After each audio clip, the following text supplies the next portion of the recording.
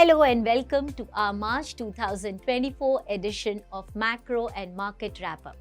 This month, we focus on US yields, spread compression in Indian bonds, growth and earnings for India, Red Sea impact on Indian exports, the issue of deglobalization, all this with a top-down focus on the market. Between October to December 2023, the yields on 10-year US Treasuries dropped from 5% to 3.8%, setting the stage for the rally in equities. But so far in 2024, yields have rebounded on stronger than expected growth and inflation, along with heavy issuances by the US Treasury. Yet, the rally in equity continues undismayed, with specially strong gains in big US growth stocks. Dovish FOMC in December 2023, guiding for 3 rate cuts in 2024, emboldened markets to price in 6 rate cuts by the end of 2024. This quickly retraced 2 months later, and market expectations have now toned down to 4 rate cuts, the first of which is expected to start from June.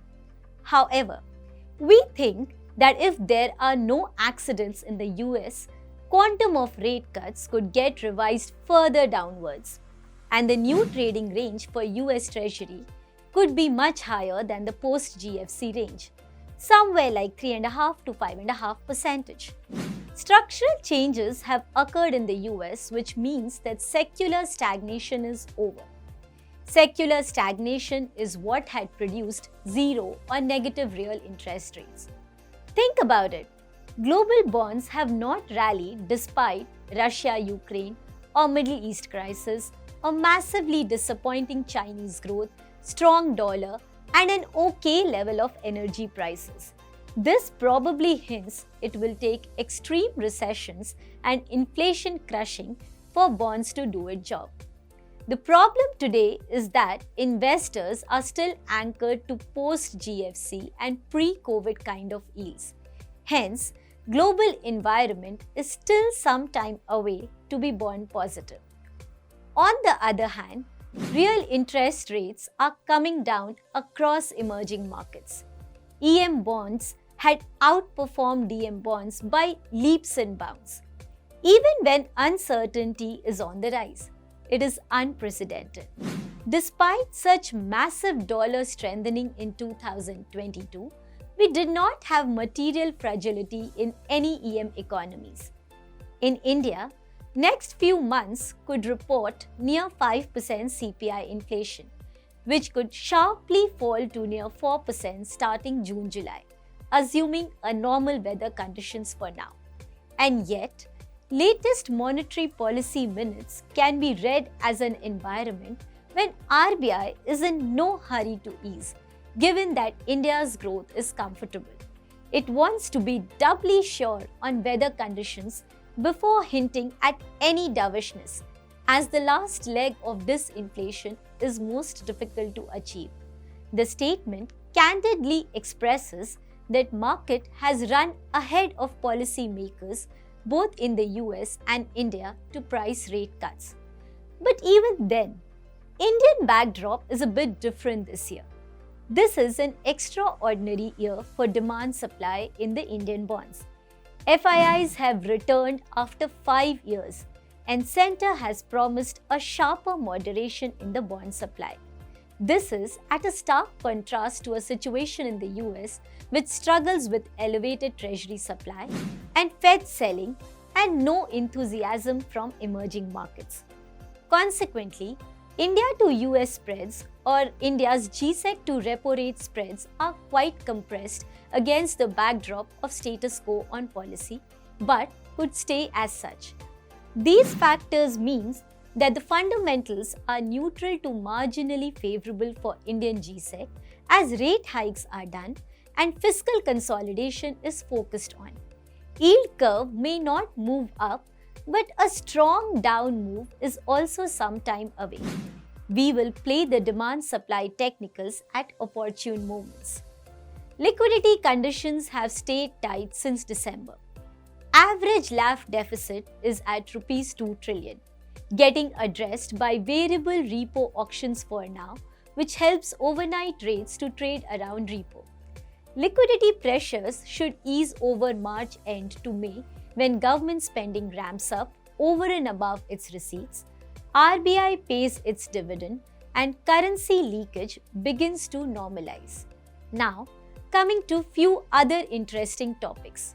From macro standpoint, one of the key finding we have is on China's changing export mix. Over the past 5 years, China's exports have shifted dramatically. Instead of exporting consumer goods, China is exporting capital goods. Now, it is the biggest car and earth-moving goods exporter. There is no deglobalization.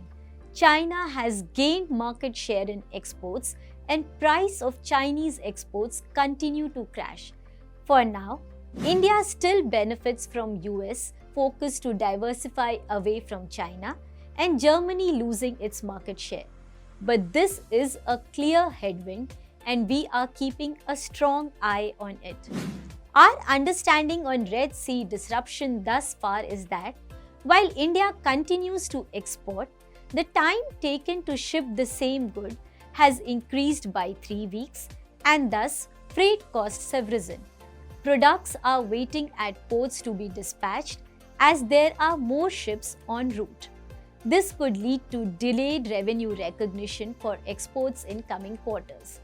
There had been a UN voting on Gaza resolution, but US vetoed, Europe abstained, even though Japan and Korea voted for a resolution, and hence the unrest continues.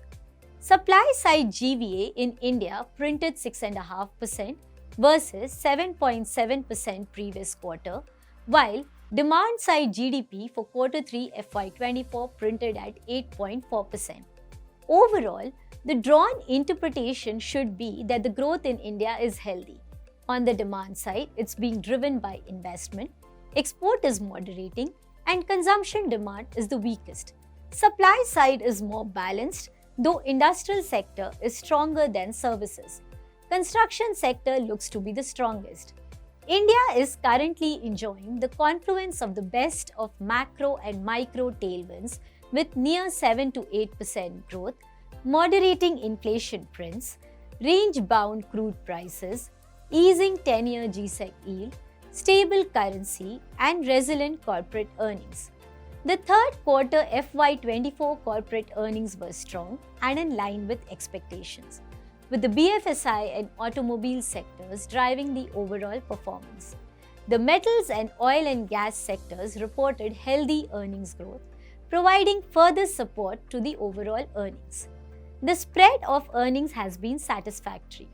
The margin tailwind from fourth quarter FY24 onwards will be receding and facing a high base, necessitating a recovery in revenue to drive the earnings ahead. The Indian equity market has been amongst the better performing market in the past 6 months. However, the real action has been in the broader market, with sectors such as oil and gas, real estate, and PSUs generating outsized returns. In the near term, we do think that investors should tread with caution. Our equity sentiment measure reflects elevated readings, suggesting a high complacency in the markets. Further, on valuation, the relative risk-reward is unfavorable for mid and small cap versus large caps, given the large outperformance of the past year. We therefore think that while the outlook for Indian economy and earnings over the next few years stays optimistic, investors should stick to their asset allocation discipline and maintain a diversified approach across assets as also within the equity portfolio. Signing off for this month. Thank you. Mutual fund investments are subject to market risks. Read all scheme-related documents carefully.